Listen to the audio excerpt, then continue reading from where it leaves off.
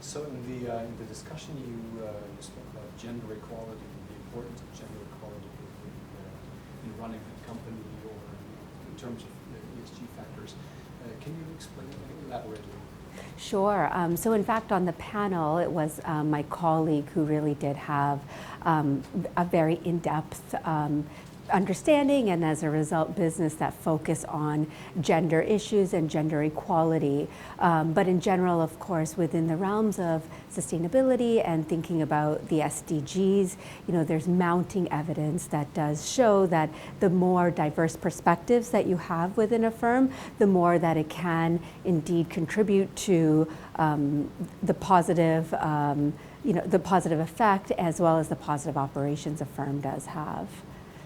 Do you have an explanation why this is coming to the attention of people now? Why not 20 years ago? Sure, of course. We're hearing more and more about issues related to gender. We're hearing more, we're seeing more controversies and understanding some of the gaps and potential discriminations that exist within genders. And I think now, with social media, with tools, with companies that focus on these types of issues, it is just an appropriate time to bring this about and really mainstream it, whether it be through regulation or through the power of capital or even private investments and so forth, but really do encourage narrowing the gap around gender. Okay, and the whole topic of ESG and the integration of ESG is becoming more popular. Absolutely, yeah. I think for a very long time, investors thought about governance issues or issues that arise due to lack of transparency and really whose interests were being served.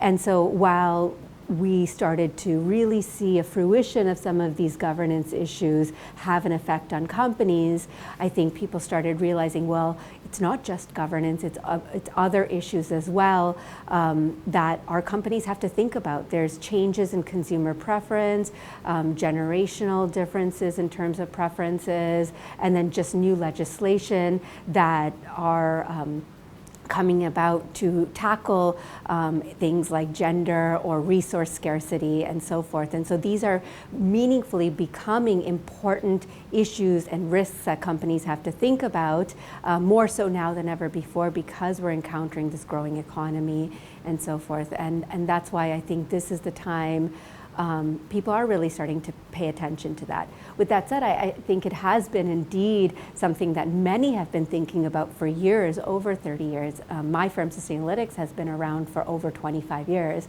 So certainly there has been research that has facilitated this thinking for again, numbers and numbers of years and multiple decades. But I think we're starting to see, again, as it's contributing to true risk to bottom line of a company, that the mainstream investors and larger companies, as well as mid and small cap companies, are starting to realize the benefits of thinking about these issues as they're thinking about their business operations.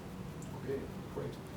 What did you think about Yeah, no, it was very interesting. I think it's nice to be able to see, somebody thinking about this issue and really kind of talking about this issue from a different perspective and through perspectives and to audiences that the investment side of things may not automatically resonate to, but while others that are following his music and following his persona may really take an interest in as a result.